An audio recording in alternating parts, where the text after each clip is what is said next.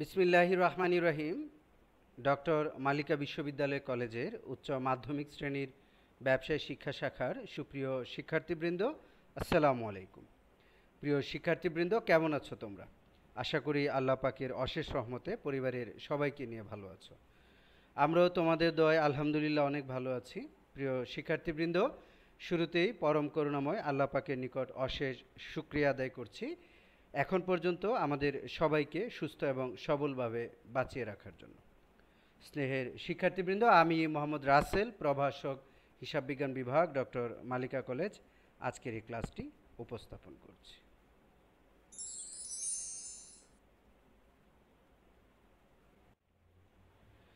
স্নেহের শিক্ষার্থীবৃন্দ, আমি তোমাদের হিসাব বিজ্ঞান পড়াচ্ছি। প্রিয় শিক্ষার্থীবৃন্দ, তোমরা জানো যে তোমাদের অ্যাসাইনমেন্ট ক্লাস শুরু হয়েছে। আজ আমি তোমাদের অ্যাসাইনমেন্ট 1 অর্থাৎ প্রথম অ্যাসাইনমেন্টের উপর কিছু আলোচনা করব, যাতে করে তোমরা খুব সহজেই তোমাদের প্রথম অ্যাসাইনমেন্টটি প্রস্তুত করতে পারো। প্রিয় শিক্ষার্থীবৃন্দ, আমি এতদিন যেটা বলে আসছি যে সেটা হচ্ছে যে তোমাদের যদিও শ্রেণীকক্ষে পাঠদান বন্ধ রয়েছে, কিন্তু তোমাদের শিক্ষাবর্ষ এবং সময় চলমান রয়েছে, অতএব তোমাদের বসে থাকার কোনো সুযোগ নেই।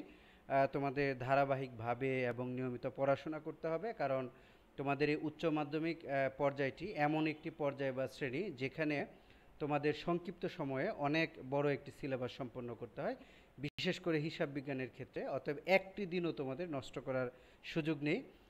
তোমাদের অ্যাসাইনমেন্ট পরীক্ষা শুরু হয়ে গেছে। প্রিয় শিক্ষার্থীবৃন্দ, এটি অত্যন্ত গুরুত্বপূর্ণ। কেন গুরুত্বপূর্ণ তোমাদেরকে আমি সেটা পূর্বে বলেছি। আজ আমি তোমাদেরকে প্রথম অ্যাসাইনমেন্টের উপর একটি ক্লাস নিব, অর্থাৎ প্রথম অ্যাসাইনমেন্টের উপর আলোচনা করব, যাতে করে তোমরা সহজেই তোমরা প্রথম অ্যাসাইনমেন্টটি প্রস্তুত করতে পারো। প্রিয় শিক্ষার্থীবৃন্দ, চলো শুরুতেই একটু প্রশ্নটি দেখে নেওয়া যাক। তোমরা তোমাদের ফেসবুক পেজে যে লিঙ্কটি দেয়া আছে, অথবা তোমাদেরকে ইমেজও দেয়া আছে পোস্ট আকারে, সেখান হতে তোমরা আশা করি প্রশ্নটি ডাউনলোড করে রেখেছো। তোমরা প্রশ্নটি নাও, প্রশ্নটি হাতে নিয়ে দেখো। প্রিয় শিক্ষার্থীবৃন্দ, তোমাদের অ্যাসাইনমেন্টে যেটি দেয়া আছে, হিসাব চক্রের ধাপ অনুসরণ করে লেনদেন চিহ্নিতকরণ, লিপিবদ্ধকরণ, হিসাবের বই প্রস্তুতকরণ এবং হিসাব সমীকরণে প্রভাব নিদর্শন। অর্থাৎ তোমাদের প্রথম অ্যাসাইনমেন্টের শিরোনাম বা টপিকটি হচ্ছে হিসাব চক্রের ধাপ অনুসরণ করে। হিসাব চক্রের ধাপগুলো কি? হিসাব চক্রের ধাপগুলো হচ্ছে, প্রথমে হচ্ছে লেনদেন চিহ্নিতকরণ, এরপরই রয়েছে লিপিবদ্ধকরণ। লেনদেন চিহ্নিতকরণ বলতে যেটি বোঝায় সেটি হচ্ছে কোনো একটি ঘটনা লেনদেন কি না। অর্থাৎ আমরা যে জাবেদা করি, জাবেদা করার জন্য লেনদেন প্রয়োজন হয়, লেনদেন হতে জাবেদা প্রস্তুত করা হয়। তো জাবেদাকে বলা হয় লিপিবদ্ধকরণ। সেই জাবেদা প্রস্তুত করার পূর্বে আমাদের প্রথমেই দেখতে হবে যে যেটিকে আমাদের লেনদেন আকারে উপস্থাপন করা আছে, যেটি থেকে আমরা জাবেদা প্রস্তুত করব বা যেটিকে লিপিবদ্ধ করব, সেটি লেনদেন কিনা। এটিকে বলা হয় লেনদেন চিহ্নিতকরণ। কোনো একটি ঘটনা লেনদেন কিনা সেটি সেটি বৈশিষ্ট্যের ভিত্তিতে বিশ্লেষণ করে নির্ধারণ করাকে বলে লেনদেন চিহ্নিতকরণ। এরপর রয়েছে লিপিবদ্ধকরণ। জাবেদা প্রস্তুতকরণকে বলা হয় লিপিবদ্ধকরণ। হিসাবের বই প্রস্তুতকরণ। হিসাবের বই প্রস্তুতকরণ বলতে খতিয়ান প্রস্তুত করা এবং গাণিতিক শুদ্ধতা যাচাইয়ের জন্য রেওয়ামিল প্রস্তুত, সমন্বয় এবং ভুল সংশোধনী দাখিলা দেয়াকে বোঝায়। এবং পরিশেষে বলা আছে হিসাব সমীকরণের প্রভাব প্রদর্শন, যেটা তোমরা টেবুলার ছকের মাধ্যমে করে থাকো।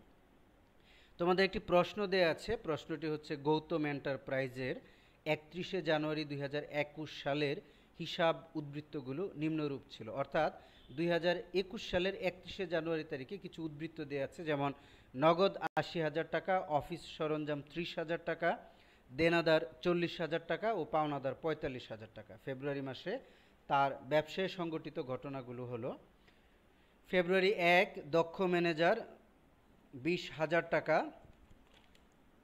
বেতনে যোগদান করেন। এরপর রয়েছে ফেব্রুয়ারি 5, 13% প্রদেয় নোটে স্বীকৃতি দানের মাধ্যমে ব্যাংক থেকে ঋণ গ্রহণ 50,000 টাকা। ফেব্রুয়ারি 6, 3 মাসের শোরুম ভাড়া অগ্রিম প্রদান করা হলো 15,000 টাকা। ফেব্রুয়ারি 12 ইন্স্যুরেন্স প্রিমিয়াম পরিশোধ করা হলো 1200 টাকা। 14 তারিখ 1 লক্ষ টাকার অফিস সরঞ্জাম ক্রয়ের জন্য চুক্তি স্বাক্ষর করলেন। 16 তারিখে বলা আছে 3% কারবারি বাট্টায় পণ্য বিক্রয় করা হলো 1,20,000 টাকা, যার নগদে 60% এবং ধারে 40%। 18 তারিখ বলা আছে মালিক কর্তৃক নগদ উত্তোলন করা হলো 30,000 টাকা। 20 তারিখে বলা আছে একজন দেনাদারের নিকট থেকে 30,000 টাকা পাওয়া গেল। 22 তারিখে দেয়া আছে প্রাপ্য বিলের মাধ্যমে পণ্য বিক্রয় করা হলো 5,000 টাকা। 25 তারিখে বলা আছে মালিকের বড় মেয়ের জীবন বীমার প্রিমিয়াম বাবদ পরিশোধ করা হলো 10,000 টাকা। অপরদিকে 28 তারিখে বলা আছে অগ্রিম প্রদত্ত ভাড়ার 1 মাস অতিক্রান্ত হয়েছে। তোমাদের 5টি করণীয় দেয়া আছে। প্রথম করণীয় অর্থাৎ করণীয় কতে বলা হয়েছে 5, 6, 16, 28। আমি আবার বলছি 5, 6, 16, 28 তারিখের লেনদেনগুলো হিসাব সমীকরণে প্রভাব দেখাও। অর্থাৎ তোমাদের একটি টেবুলার ছক প্রস্তুত করতে হবে। টেবুলার ছকের মাধ্যমে এই 5, 6, 16, 28 তারিখের লেনদেনগুলোকে সমীকরণে কিভাবে প্রভাব ফেলেছে সেগুলো তোমাদের উপস্থাপন করে দেখাতে হবে। খতে চাওয়া হয়েছে 12, 18, 22, 25 তারিখের লেনদেনগুলো গৌতম এন্টারপ্রাইজের হিসাব বইতে লিপিবদ্ধ করো। অর্থাৎ তোমাদের জাবেদা করতে বলা হয়েছে ব্যাখ্যা ব্যতীত। গতে চাওয়া হয়েছে সংশ্লিষ্ট খতিয়ান হিসাব প্রস্তুত করো। অর্থাৎ তোমাদেরকে খতিয়ান প্রস্তুত করতে হবে। ঘতে চাওয়া হয়েছে হিসাব চক্র চিত্রসহ। প্রিয় শিক্ষার্থীবৃন্দ, কিছু নির্দেশনা দেওয়া আছে। কতে বলা হয়েছে লেনদেন চিহ্নিতকরণ ও প্রারম্ভিক উদ্বৃত্ত সহ টেবুলার ছক অন্তর্ভুক্ত করতে হবে। অর্থাৎ তোমরা কতে লেনদেনগুলোর যে হিসাব সমীকরণে প্রভাব দেখাবে সেক্ষেত্রে তোমাদের প্রারম্ভিক উদ্বৃত্তকে অন্তর্ভুক্ত করতে হবে এবং টেবুলার ছকের মাধ্যমে এটি উপস্থাপন করতে হবে। খতে বলা হয়েছে হিসাবের শ্রেণী বিভাগ ও ডেবিট ক্রেডিট নির্ণয় করতে হবে। অর্থাৎ তোমরা যে জাবেদাটি প্রস্তুত করবে সেখানে হিসাবের শ্রেণী বিভাগ ও ডেবিট ক্রেডিট নির্ণয় করতে হবে। তোমরা ডেবিট ক্রেডিট নির্ণয়ের মাধ্যমে জাবেদা করবে। গতে বলা হয়েছে চলমান জের ছক অনুসরণ করতে হবে। তোমরা যে খতিয়ানটি প্রস্তুত করবে সেই খতিয়ানটি চলমান জের ছকের মাধ্যমে করতে হবে। খতিয়ান দুইভাবে প্রস্তুত করা যায়। একটি হচ্ছে টি ছক, যেটিকে আমরা সনাতন পদ্ধতিও বলে থাকি, আর আরেকটা হচ্ছে চলমান জের ছক। এই ক্ষেত্রে তোমাদেরকে চলমান জের ছকের মাধ্যমে খতিয়ানটি প্রস্তুত করতে হবে। ঘতে বলা হয়েছে প্রথম থেকে পঞ্চম ধাপ পর্যন্ত ব্যাখ্যা করো। প্রিয় শিক্ষার্থীবৃন্দ, চলো এবার বিস্তারিত আলোচনায় যাওয়া যাক। করণীয় গতে প্রিয় শিক্ষার্থীবৃন্দ, করণীয় কতে চাওয়া হয়েছে হিসাব সমীকরণে প্রভাব দেখানোর জন্য। তোমরা স্ক্রিনে দেখতে পাচ্ছ হিসাব সমীকরণে প্রভাব দেখানো হয়েছে। এখানে একটি নির্দেশনা ছিল, সেটি হচ্ছে যে প্রারম্ভিক উদ্বৃত্ত অন্তর্ভুক্ত করতে হবে এবং টেবুলার ছকের মাধ্যমে প্রস্তুত করতে হবে। আমরা সেটি করেছি। প্রিয় শিক্ষার্থীবৃন্দ, আমাদেরকে বলা হয়েছে যে 5, 6, 16 এবং 28 তারিখ 5, 6, 16 এবং 28 তারিখ এই 4টি লেনদেনকে টেবুলার ছকের মাধ্যমে উপস্থাপন করার জন্য হিসাব সমীকরণে কি প্রভাব ফেলেছে। পাশাপাশি যেহেতু প্রারম্ভিক উদ্বৃত্তের কথা বলা আছে, আমরা প্রারম্ভিক উদ্বৃত্তটিও অন্তর্ভুক্ত করেছি। আমরা এই 4টি লেনদেন বিশ্লেষণ করলে আমরা যেটি পাই, যে আমরা দেখতে পাই যে এখানে 4টি সম্পদ রয়েছে। সম্পদগুলো হলো নগদ, অফিস সরঞ্জাম, দেনাদার, অগ্রিম ভাড়া, এবং আমাদের 2টি দায় রয়েছে, পাওনাদার আর প্রদেয় নোট। প্রিয় শিক্ষার্থীবৃন্দ, তোমরা জানো ছকটি কিভাবে প্রস্তুত করতে হয়। পুরো ছকটিকে 2টি ভাগে বিভক্ত করতে হয়। সম্পদ সমান সমান দায় যোগ মালিকানা সত্ত্ব। আমাদের এখানে 4টি সম্পদ রয়েছে, 2টি দায় রয়েছে এবং যথারীতি মূলধন রয়েছে। তোমরা ইতিমধ্যেই শিখেছ যে কিভাবে টেবুলার ছকটি প্রস্তুত করতে হয়। এ নিয়ে আর বিস্তারিত কথা বলছি না, আমরা সরাসরি সমাধান নিয়ে কথা বলি। প্রিয় শিক্ষার্থীবৃন্দ, শুরুতে আমরা প্রারম্ভিক উদ্বৃত্ত লিপিবদ্ধ করব। প্রারম্ভিক উদ্বৃত্ত জানুয়ারি 31 তারিখে দেয়া আছে নগদ 80,000, অফিস সরঞ্জাম 30,000, দেনাদার 40,000 এবং পাওনাদার আছে 45,000 টাকা। প্রিয় শিক্ষার্থীবৃন্দ, তোমরা জানো যে আমরা মোট সম্পদ থেকে যদি দায়ের পরিমাণ বাদ দিই, বাকি যে অংশটুকু থাকে সেটি হচ্ছে মূলধন। ৮০,০০০, ৩০,০০০, ৪০,০০০ এই তিনটি সংখ্যার যোগফল থেকে আমরা যদি ৪৫,০০০ বাদ দিই, তাহলে আমরা পাই হচ্ছে ১,০৫,০০০। এটি হচ্ছে মূলধন। আমরা লিপিবদ্ধ করেছি, তোমরা স্ক্রিনে দেখতে পাচ্ছ। নগদ ৮০,০০০, অফিস সরঞ্জাম ৩০,০০০, দেনাদার ৪০,০০০, পাওনাদার ৪৫,০০০ এবং মূলধন ১,০৫,০০০। মন্তব্যের ঘরে লিখতে হবে প্রারম্ভিক উদ্বৃত্ত। আমরা যখন মূলধনের ঘরে কোনো সংখ্যা বসাবো, লিপিবদ্ধ করব, তখন আমরা সেটি কী বাবদ লিপিবদ্ধ করলাম বা বসালাম, এটি আমরা মন্তব্য ঘরে আমরা লিখে দিব। প্রিয় শিক্ষার্থীবৃন্দ, আমি আবার বলছি, আমরা যখন প্রারম্ভিক উদ্বৃত্ত লিপিবদ্ধ করব, তখন প্রশ্নে যা দেয়া থাকবে, অর্থাৎ যথারীতি সম্পদগুলো সম্পদের ঘরে এবং দায়গুলো দায়ের ঘরে লিপিবদ্ধ করব, এবং সম্পদ এবং দায়ের যে মোট সম্পদ থেকে মোট দায় বাদ দেওয়ার পর যে সংখ্যাটি পাওয়া যাবে, সেটি আমরা মূলধনের ঘরে লিপিবদ্ধ করব। এরপর দেখতে পাচ্ছ ফেব্রুয়ারির ৫ তারিখে বলা আছে যে, প্রিয় শিক্ষার্থীবৃন্দ, 13% প্রদেয় নোটে স্বীকৃতি দানের মাধ্যমে ব্যাংক থেকে ঋণ গ্রহণ 50,000 টাকা। এখানে দুইটি পক্ষ জড়িত, একটি হচ্ছে নগদ এবং আরেকটি হচ্ছে প্রদেয় নোট। একটি হচ্ছে নগদ এবং আরেকটি হচ্ছে প্রদেয় নোট। প্রিয় শিক্ষার্থীবৃন্দ, যেহেতু এখানে এই দুইটি পক্ষ জড়িত, অর্থাৎ নগদ এবং প্রদেয় নোট, অতএব 50,000 টাকা নগদের ঘরে বসবে এবং প্রদেয় নোটের ঘরে বসবে। এরপর আসো, যোগ হবে না বিয়োগ হবে। আমরা প্রদেয় নোটের মাধ্যমে ঋণ গ্রহণ করার ফলে কারবারে 50,000 টাকা এসেছে বা বৃদ্ধি পেয়েছে। যেহেতু বৃদ্ধি পেয়েছে, এজন্য আমরা যোগ করব। আর প্রদেয় নোটের মাধ্যমে ঋণ নেওয়ার ফলে প্রদেয় নোটও বৃদ্ধি পেয়েছে, এজন্য প্রদেয় নোটের ঘরেও 50,000 টাকা যোগ হবে। আমরা যথারীতি সবগুলোর ফলাফল আমরা বের করব। নগদের 1,30,000, অফিস নগদ পূর্বের উদ্বৃত্ত ছিল 80,000, এর সাথে 50,000 যোগ করলে দ্বারা 1,30,000। অফিস সরঞ্জাম 30,000, এর সাথে আর যোগ বিয়োগ করার মতো কিছু নেই। দেনাদার 40,000, পাওনাদার 45,000, প্রদেয় নোট 50,000 এবং মূলধনের উদ্বৃত্ত হচ্ছে 1,05,000। ফেব্রুয়ারির 6 তারিখে বলা আছে 3 মাসের শোরুম ভাড়া অগ্রিম প্রদান করা হলো 15,000 টাকা। এই ক্ষেত্রে দুইটি হিসাব খাত জড়িত, একটি হচ্ছে অগ্রিম ভাড়া এবং আরেকটি হচ্ছে নগদ। যে দুটি হিসাব খাত জড়িত, ওই দুইটি হিসাব খাতের ঘরে সংখ্যা দুইটি বসবে। নগদের ঘরে 15,000 এবং অগ্রিম ভাড়ার ঘরে 15,000। এই ক্ষেত্রে অগ্রিম ভাড়া প্রদান করার ফলে নগদ টাকা হ্রাস পেয়েছে, এজন্য নগদের ঘরে বিয়োগ করতে হবে। আর অগ্রিম ভাড়া প্রদান করার ফলে অগ্রিম ভাড়া নামক হিসাব খাতটি বৃদ্ধি পেয়েছে, এজন্য অগ্রিম ভাড়ার ঘরে 15,000 টাকা যোগ করতে হবে। এরপর যথারীতি আমরা উদ্বৃত্ত নির্ণয় করব যোগ বিয়োগের মাধ্যমে।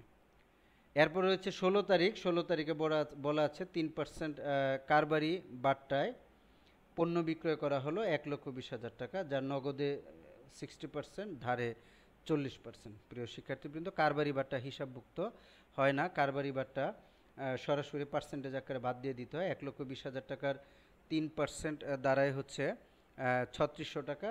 1,20,000 থেকে 3600 বাদ দিলে যে সংখ্যাটি পাবে সেটি হচ্ছে 1,16,400 টাকা। তাহলে আমাদের বিক্রয়ের পরিমাণ হচ্ছে 1,16,400 টাকা। এক্ষেত্রে তিনটি হিসাব খাত জড়িত: বিক্রয়, নগদ এবং দেনাদার।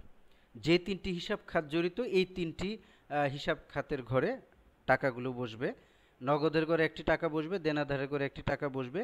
আর বিক্রয়ের টাকাটি, বিক্রয় নামে কোনো ঘর নেই। তোমরা জানো যে মূলধনের ঘরে 4 প্রকার হিসাবগুলো বসে, যেমন আয়বাচক, ব্যয়বাচক আর স্বত্বাধিকার বাচকের মধ্যে হচ্ছে মূলধন সংক্রান্ত এবং উত্তোলন সংক্রান্ত।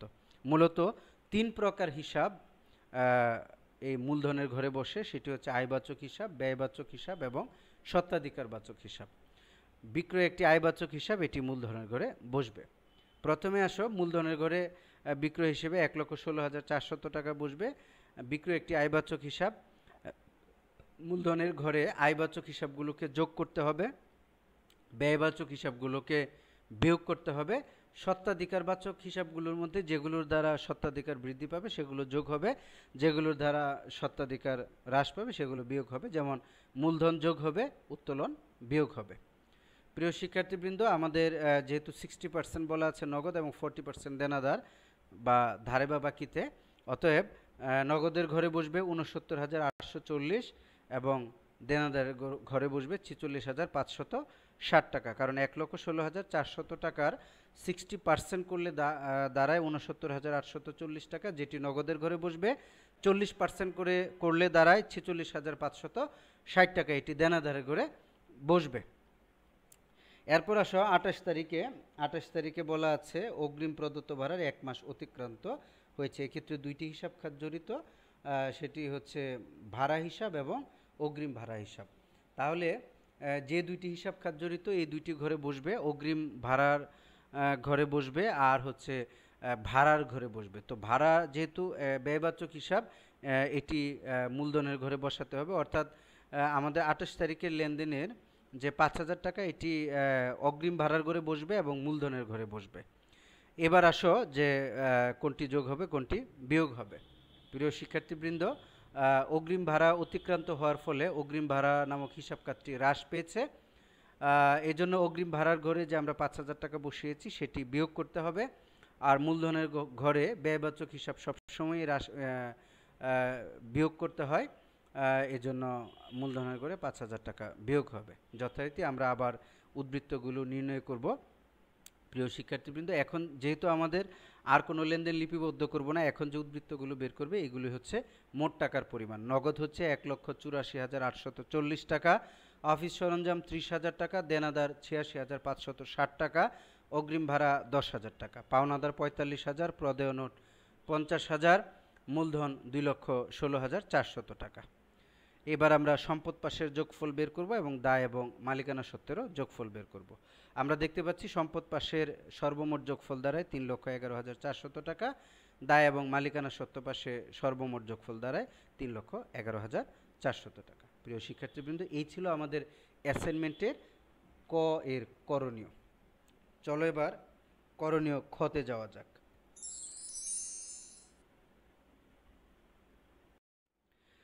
স্নেহের শিক্ষার্থীবৃন্দ, করণীয় খতে চাওয়া হয়েছে লিপিবদ্ধ করার জন্য কতগুলো লেনদেন লিপিবদ্ধ করতে বলা হয়েছে।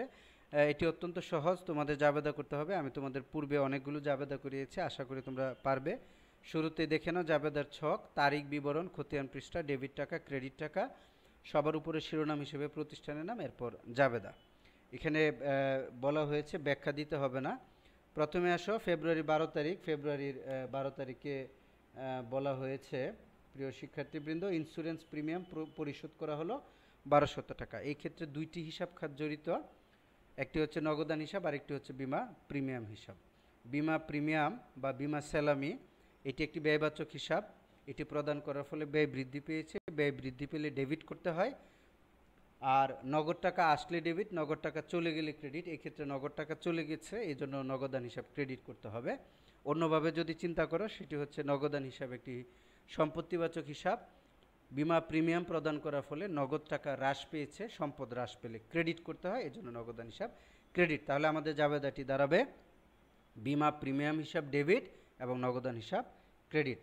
18 তারিখে বলা আছে মালিক কর্তৃক নগদ উত্তোলন করা হলো 30,000 টাকা। এক্ষেত্রে দুইটি হিসাব খাত জড়িত, একটি হচ্ছে উত্তোলন হিসাব আর একটি হচ্ছে নগদান হিসাব। উত্তোলন করার ফলে মালিক উত্তোলন করার ফলে স্বত্বাধিকার হ্রাস পেয়েছে, স্বত্বাধিকার হ্রাস পেলে ডেবিট করতে হয়, এজন্য উত্তোলন হিসাব ডেবিট হবে। নগদ টাকা চলে গেছে, এজন্য নগদান হিসাব ক্রেডিট হবে, অথবা নগদান হিসাব একটি সম্পত্তিবাচক হিসাব। মালিক কারবার থেকে নগদ টাকা উত্তোলন করার ফলে কারবারের নগদ নামক সম্পত্তি হ্রাস পেয়েছে, সম্পদ হ্রাস পেলে ক্রেডিট করতে হয়, এই জন্য নগদান হিসাব ক্রেডিট হবে। 22 তারিখের লেনদেনে বলা আছে প্রাপ্য বিলের মাধ্যমে পণ্য বিক্রয় করা হলো 5,000 টাকা। এই ক্ষেত্রে দুইটি হিসাব খাত জড়িত, প্রাপ্য বিল এবং বিক্রয় হিসাব। প্রাপ্য বিল সম্পত্তিবাচক হিসাব, প্রাপ্য বিলের মাধ্যমে বিক্রয় করার ফলে প্রাপ্য বিল নামক সম্পত্তি বৃদ্ধি পেয়েছে কারবারে, এজন্য এটিকে ডেবিট করতে হবে, কারণ সম্পদ বৃদ্ধি পেলে ডেবিট। বিক্রয় আয়বাচক হিসাব, বিক্রয়ের ফলে আয় বৃদ্ধি পেয়েছে, এজন্য বিক্রয় হিসাব ক্রেডিট করতে হবে, কেননা আয়বাচক হিসাব বৃদ্ধি পেলে ক্রেডিট হয়। 25 তারিখে বলা আছে আবার, প্রিয় শিক্ষার্থীবৃন্দ, মালিকের বড় মেয়ের জীবন বীমার প্রিমিয়াম বাবদ পরিশোধ করা হলো 10,000 টাকা। মালিক যখন তার কোনো ব্যক্তিগত খরচ কারবার থেকে পরিশোধ করবে তখনও সেটিকে উত্তোলন বলে গণ্য করতে হয়। তাহলে এই ক্ষেত্রে দুইটি হিসাব খাত জড়িত, উত্তোলন এবং নগদান হিসাব। কারবার মালিক থেকে উত্তোলন করার ফলে স্বত্বাধিকার হ্রাস পেয়েছে, এজন্য উত্তোলন ডেবিট হবে।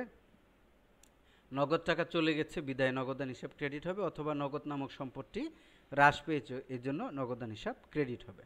প্রিয় শিক্ষার্থীবৃন্দ, আমি পূর্বেও তোমাদের অনেকবার জাবেদা করিয়েছি। আমি আশা করি তোমরা জাবেদা অত্যন্ত ভালোভাবে পারো। যারা এখনও জাবেদায় শতভাগ পারঙ্গম হও নাই, তোমাদের বলবো যে বেশি বেশি করে জাবেদা অনুশীলন করো, কারণ এটি হচ্ছে আমাদের হিসাব বিজ্ঞানের বেজ বা ভিত্তিস্বরূপ। প্রিয় শিক্ষার্থীবৃন্দ, এটি নিয়ে আর বেশি কথা বলার প্রয়োজন মনে করছি না। এটি ছিল আমাদের করণীয় খ। চলো এবার করণীয় গতে যাওয়া যাক। শিক্ষার্থীবৃন্দ, করণীয় গতে খতিয়ান চাওয়া হয়েছে। আমি তোমাদের খতিয়ানও করিয়েছি, আশা করি তোমরা অত্যন্ত ভালোভাবে খতিয়ান পারো। এখানে তোমাদের খতিয়ান প্রস্তুত করতে হবে যেগুলোর তোমরা জাবেদা প্রস্তুত করেছো, অর্থাৎ একটু আগে আমরা করণীয় খতে যে জাবেদাগুলো করেছি ওই জাবেদার লেনদেনগুলো থেকে আমরা খতিয়ান প্রস্তুত করব। প্রিয় শিক্ষার্থীবৃন্দ, খতিয়ান করার ক্ষেত্রে তোমাদেরকে বলা আছে চলমান জের পদ্ধতিতে করার জন্য তোমরা ছকটি দেখতে পাচ্ছ। তারিখ বিবরণ, জাবেদা পৃষ্ঠা, ডেবিট টাকা, ক্রেডিট টাকা, জেরের ঘরটিকে দুইটি ভাগে ভাগ করা হয়েছে, ডেবিট এবং ক্রেডিট। শুরুতে আমরা নগদান হিসাবের খতিয়ান করব। প্রিয় শিক্ষার্থীবৃন্দ, খতিয়ান করার ক্ষেত্রে তোমাদের যে বিষয়টি খেয়াল রাখতে হবে যখন জাবেদা থেকে খতিয়ান করবে, যেমন আমরা নগদান হিসাবের খতিয়ান করছি, আমরা দেখব যে কোন কোন তারিখের জাবেদায় নগদান হিসাবের উপস্থিতি রয়েছে। যে সমস্ত জাবেদায় নগদান হিসাবের উপস্থিতি রয়েছে এই সমস্ত জাবেদাগুলো এখানে স্থানান্তর হবে, এবং স্থানান্তরের ক্ষেত্রে বিবরণের ঘরে কোন হিসাব খাতটি আসবে। আমরা যখন খতিয়ানে নগদান হিসাবের খতিয়ান করব, তখন নগদান হিসাব যে হিসাব খাত বা পক্ষ দ্বারা ডেবিট বা ক্রেডিট হবে ওই হিসাব খাতটি এখানে বসবে। যেমন ফেব্রুয়ারি 12 তারিখে নগদান হিসাব বিমা প্রিমিয়াম দ্বারা ক্রেডিট হয়েছে, এজন্য এখানে বিবরণের ঘরে বিমা প্রিমিয়াম বসেছে। প্রিয় শিক্ষার্থীবৃন্দ, চলো এবার একটু আমরা জাবেদা হতে আমরা লেনদেনগুলোকে স্থানান্তর করি। প্রথমে আসো 5 তারিখ। 5 তারিখের জাবেদায় আমরা দেখতে পাচ্ছি যে এখানে নগদান হিসাবের উপস্থিতি নেই, অতএব এই জাবেদাটি এই নগদান হিসাবের খতিয়ানে স্থানান্তর হবে না। 12 তারিখের জাবেদাটি হচ্ছে বিমা প্রিমিয়াম ডেবিট, নগদান হিসাব ক্রেডিট, এখানে নগদান হিসাব রয়েছে, এজন্য এটি স্থানান্তর হবে। নগদান হিসাব বিমা প্রিমিয়াম দ্বারা ক্রেডিট হয়েছে, অথবা নগদান হিসাবের বিপরীতে রয়েছে বিমা প্রিমিয়াম, বিবরণের ঘরে বসবে বিমা প্রিমিয়াম। আমরা টাকার সংখ্যাটি ডেবিটের ঘরে বসাবো না ক্রেডিটের ঘরে বসাবো, এটি নির্ভর করে হচ্ছে যে আমরা যেই হিসাবের খতিয়ান প্রস্তুত করছি এই হিসাবটি জাবেদায় ডেবিট হয়েছে না ক্রেডিট হয়েছে। আমরা দেখতে পাচ্ছি 12 তারিখে নগদান হিসাব ক্রেডিট হয়েছে, এজন্য টাকার অঙ্কটি ক্রেডিটের ঘরে বসবে। প্রিয় শিক্ষার্থীবৃন্দ, তোমরা দেখতে পাচ্ছ 1000 ক্রেডিটের ঘরে বসিয়েছি। আমরা যখন জের নির্ণয় করব, এটির সাথে যেহেতু যোগ বিয়োগ করার মতো কিছু নেই, অতএব এটি যেভাবে আছে অর্থাৎ জেরের ক্রেডিট পাশে বসবে। এরপর আসো 18 তারিখ। 18 তারিখের জাবেদাটি হচ্ছে উত্তোলন হিসাব ডেবিট, নগদান হিসাব ক্রেডিট। প্রিয় শিক্ষার্থীবৃন্দ, এখানে আমরা দেখতে পাচ্ছি নগদান হিসাবের উপস্থিতি রয়েছে। যেহেতু নগদান হিসাবের উপস্থিতি রয়েছে, অতএব এটি স্থানান্তর হবে। স্থানান্তরের ক্ষেত্রে আমরা দেখব যে নগদান হিসাবের বিপরীতে কি রয়েছে, উত্তোলন হিসাব রয়েছে, বিবরণের ঘরে বসবে উত্তোলন হিসাব। নগদান হিসাব যেহেতু উক্ত জাবেদায় ক্রেডিট হয়েছে, এজন্য টাকার সংখ্যাটিও ক্রেডিটের ঘরে বসবে, 30,000 টাকা ক্রেডিট। এখন আসো জের নির্ণয়ের ক্ষেত্রে আমাদের যেটি করতে হবে, সবসময় মনে রাখবে যে পূর্বের লেনদেনের জেরের টাকা এবং বর্তমান লেনদেনের টাকা আমরা যোগ বিয়োগ করব। যেমন পূর্বের লেনদেনের জেরের টাকার পরিমাণ হচ্ছে 1000 টাকা, আর বর্তমান লেনদেনের টাকার পরিমাণ হচ্ছে 30,000 টাকা। আমরা যদি 30,000 আর 1000 যোগ বিয়োগ করি, সেক্ষেত্রে যে নিয়মটি হচ্ছে সেটি হচ্ছে দুইটি সংখ্যা যদি ডেবিটের ঘরে থাকে তাহলে যোগ হবে, দুইটি সংখ্যা ক্রেডিটের ঘরে থাকলেও যোগ হবে। অর্থাৎ একই ঘরে যদি থাকে, দুইটি যদি ডেবিটে অথবা দুইটি যদি ক্রেডিটের ঘরে থাকে তাহলে যোগ হবে, আর বিপরীতধর্মী ঘর অর্থাৎ একটি ডেবিটের ঘরে এবং আরেকটি যদি ক্রেডিটের ঘরে থাকে তাহলে বিয়োগ করতে হবে। আমরা দেখতে পাচ্ছি যে পূর্বের লেনদেনের জেরের যে টাকার অঙ্কটি ১,০০০ টাকা, এটিও ক্রেডিটের ঘরে, বর্তমান লেনদেনের টাকাটিও ক্রেডিটের ঘরে ৩০,০০০, অতএব যোগ করতে হবে ৩০,০০০ আর ১,০০০ যোগ করলে দাঁড়ায় ৩১,০০০ টাকা। ২৫ তারিখের লেনদেনটি হচ্ছে উত্তোলন হিসাব ডেবিট, নগদান হিসাব ক্রেডিট। এটির লিপিবদ্ধকরণও একই রকম হবে। যেহেতু বিপরীত পাশে উত্তোলন হিসাব রয়েছে, বিবরণের ঘরে বসবে উত্তোলন হিসাব। নগদান হিসাব উক্ত জাবেদায় ক্রেডিট হয়েছে, এজন্য টাকার অঙ্ক আমরা ক্রেডিটের ঘরে বসাবো। যোগ বিয়োগ করার ক্ষেত্রে পূর্বের লেনদেনের জেরের পরিমাণ হচ্ছে ৩১,০০০ এবং বর্তমান লেনদেনের টাকার পরিমাণ ১০,০০০। দুইটি যেহেতু একই রকম ঘরে বসেছে অর্থাৎ ক্রেডিটের ঘরে, যোগ করতে হবে ৩১-এর সাথে ১০,০০০ যোগ করলে সংখ্যাটি দ্বারা ৪১,০০০ টাকা। এটি হচ্ছে আমাদের নগদান হিসাবের জেরের পরিমাণ, অর্থাৎ এটি হচ্ছে ফলাফল। প্রিয় শিক্ষার্থীবৃন্দ, চলো এবার পরবর্তী খতিয়ানে যাওয়া যাক। আমাদের পরবর্তী খতিয়ানটি হবে বিমা প্রিমিয়াম হিসাবের। বিমা প্রিমিয়াম হিসাব আমাদের উক্ত জাবেদায় শুধুমাত্র ফেব্রুয়ারির ১২ তারিখে আছে, এছাড়া আর কোনো তারিখের জাবেদায় নেই, এজন্য শুধুমাত্র ফেব্রুয়ারির ১২ তারিখের লেনদেনটি এখানে স্থানান্তর হবে। বিমা প্রিমিয়ামের বিপরীতে রয়েছে নগদান হিসাব, বিবরণের ঘরে বসবে নগদান হিসাব। বিমা প্রিমিয়াম হিসাব উক্ত জাবেদায় ডেবিট হয়েছে, এজন্য টাকাটি ডেবিটের ঘরে বসবে। যেহেতু আর কোনো সংখ্যা নেই, অতএব যা আছে তাই জেরের ঘরেও ডেবিটের ঘরে সংখ্যাটি বসাতে হবে।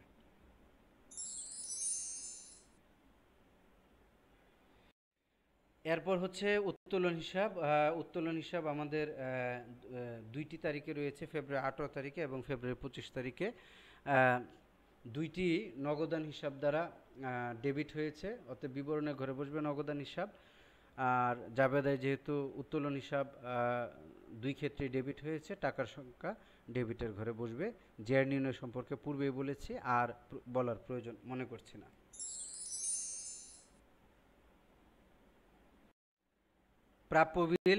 প্রাপ্য বিল প্রিয় শিক্ষার্থীবৃন্দ, আমাদের এই জাবেদায় প্রাপ্য বিল শুধুমাত্র ফেব্রুয়ারি ২২ তারিখে রয়েছে, আর কোনো তারিখের জাবেদায় প্রাপ্য বিল নেই, অতএব শুধুমাত্র ২২ তারিখের লেনদেনটি স্থানান্তর হবে। প্রাপ্য বিলের বিপরীতে রয়েছে বিক্রয় হিসাব, বিবরণের ঘরে বসবে বিক্রয় হিসাব। প্রাপ্য বিল উক্ত জাবেদায় ডেবিট হয়েছে, এজন্য টাকার সংখ্যা ডেবিটের ঘরে বসবে। প্রিয় শিক্ষার্থীবৃন্দ, এবার আসো বিক্রয় হিসাব। বিক্রয় হিসাব শুধুমাত্র ফেব্রুয়ারি ২২ তারিখে রয়েছে, এছাড়া আর অন্যান্য তারিখের জাবেদাগুলোতে বিক্রয় হিসাবের উপস্থিতি নেই, এজন্য শুধুমাত্র ফেব্রুয়ারি ২২ তারিখের জাবেদাটি এখানে স্থানান্তর হবে। বিক্রয় হিসাবের বিপরীতে রয়েছে প্রাপ্য বিল হিসাব, এজন্য বিবরণের ঘরে বসবে প্রাপ্য বিল হিসাব। বিক্রয় হিসাব উক্ত জাবেদায় ক্রেডিট হয়েছে, এজন্য টাকার সংখ্যাটি বসবে ক্রেডিট পাশে। শিক্ষার্থীবৃন্দ, করণীয় গ আমাদের শেষ হলো। ঘতে চাওয়া হয়েছে হিসাব চক্র চিত্রসহ। প্রিয় শিক্ষার্থীবৃন্দ, তোমরা স্ক্রিনে দেখতে পাচ্ছ চিত্রসহ তোমাদের হিসাব চক্রটি দেওয়া হয়েছে। প্রথমে হচ্ছে লেনদেন চিহ্নিতকরণ, পরিমাপকরণ ও বিশ্লেষণ। এটি হচ্ছে হিসাব চক্রের প্রথম ধাপ, অর্থাৎ কোনো একটি ঘটনা এটি লেনদেন কিনা সেটি যাচাই করা, তারপর সেটিকে পরিমাপ করা অর্থাৎ টাকার অঙ্ক, এবং বিশ্লেষণ করা। বিশ্লেষণ বলতে দুতরফা দাখিলা পদ্ধতির রীতি অনুযায়ী ডেবিট এবং ক্রেডিটে বিশ্লেষণ। দ্বিতীয় ধাপে রয়েছে জাবেদাভুক্তকরণ, দুতরফা দাখিলা পদ্ধতির রীতি অনুযায়ী তারিখের ক্রম অনুযায়ী ডেবিট এবং ক্রেডিটে বিশ্লেষণ করে লিপিবদ্ধ করা হয় এই ক্ষেত্রে। তৃতীয় ধাপে রয়েছে খতিয়ানভুক্তকরণ। প্রিয় শিক্ষার্থীবৃন্দ, জাবেদা থেকে আমরা বিভিন্ন হিসাব খাতগুলোকে শ্রেণীবিন্যাস করে নির্দিষ্ট একটি শিরোনামের অধীনে স্থানান্তর করে আমরা যে হিসাব প্রস্তুত করব সেটি হচ্ছে খতিয়ান। রেওয়ামিল প্রস্তুতকরণ হচ্ছে চতুর্থ ধাপ। আমরা পূর্বে যে হিসাবগুলো প্রস্তুত করেছি অর্থাৎ জাবেদা এবং খতিয়ান, সেগুলো গাণিতিক শুদ্ধতা যাচাই করার জন্য রেওয়ামিল প্রস্তুত করা হয়। রেওয়ামিলে দুইটি পাশ থাকে, ডেবিট এবং ক্রেডিট। ডেবিট পাশের যোগফল এবং ক্রেডিট পাশের যোগফল সর্বদাই সমান হবে, কোনো কারণে সমান না হলে অনিশ্চিত হিসাবের মাধ্যমে সেটি সমান করতে হয়। চতুর্থ অর্থাৎ শেষ ধাপটি হচ্ছে সমন্বয় ও ভুল সংশোধনী দাখিলা। আমরা ইতিপূর্বে যে জাবেদা দাখিলা দিয়েছি, সময়ের পরিবর্তনের ফলে অথবা কোনো ভুল সংগঠিত হওয়ার কারণে যে নানান ত্রুটি বিচ্যুতি এবং অসঙ্গতি দেখা দেয়, এই সমন্বয় এবং ভুল সংশোধনী দাখিলার মাধ্যমে সেগুলো সংশোধন করা হয়। প্রিয় শিক্ষার্থীবৃন্দ, এই হচ্ছে হিসাব চক্রের ধাপসমূহ চিত্রের মাধ্যমে উপস্থাপন। প্রিয় শিক্ষার্থীবৃন্দ, তোমাদের জন্য অ্যাসাইনমেন্ট অত্যন্ত গুরুত্বপূর্ণ। তোমরা গুরুত্বের সঙ্গে সকল অ্যাসাইনমেন্টে অংশগ্রহণ করবে এবং অ্যাসাইনমেন্টগুলো প্রস্তুত করবে। প্রিয় শিক্ষার্থীবৃন্দ, আগামী ক্লাসে তোমাদের সাথে দেখা হবে ইনশাল্লাহ। সে পর্যন্ত ভালো থাকো, অনেক ভালো থাকো। আল্লাহ হাফেজ। আসসালামু আলাইকুম।